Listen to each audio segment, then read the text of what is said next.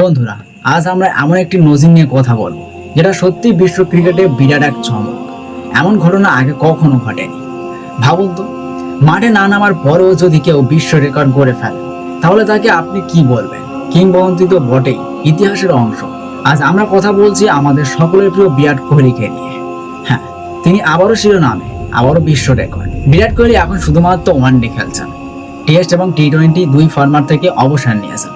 কিন্তু অবসরে এতদিন পরেও, মাঠে না নামার পরেও তার টি-20 র্যাঙ্কিং পয়েন্ট বাড়ল, এবং সেটাও এমনভাবে যে তার ক্যারিয়ারের সর্বোচ্চ রেটিং পয়েন্ট গিয়ে দাঁড়ালো 909, যেটা আগে ছিল 897।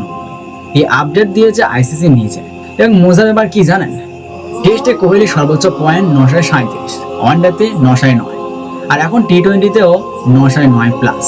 মানে তিনি বিশ্বের একমাত্র ক্রিকেটার যিনি 3 ফরম্যাটে 900-এর বেশি পয়েন্ট অর্জন করেছেন। এই কৃতিত্ব এর আগে কেউ অর্জন করতে পারেননি। ভাবা যায় বন্ধুরা, এটা শুধু সংখ্যার খেলা নয়, এটা এক অসামান্য ধারাবাহিকতা, প্রতিভা আর মানসিক দৃঢ়তার প্রতীক।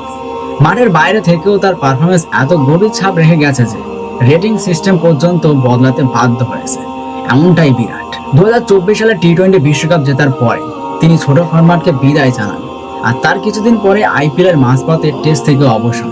এখন আপাতত তিনি কেবল ওয়ানডেতে খেলছেন এবং চোখ রেখেছেন 2027 ওয়ানডে বিশ্বকাপের দিকে। শোনা যাচ্ছে রোহিত এবং কোহলি দুজনেই সেই বিশ্বকাপ জিতে আন্তর্জাতিক ক্রিকেটকে বিদায় জানাতে চান।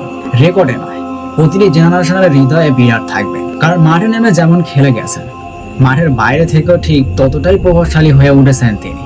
বিরাট কোহলি এই নামটাই এখন অনুপ্রেরণার প্রতীক। বন্ধুরা, এমন অভাবনীয় রেকর্ড দেখে আপনাদের কি মনে হয়?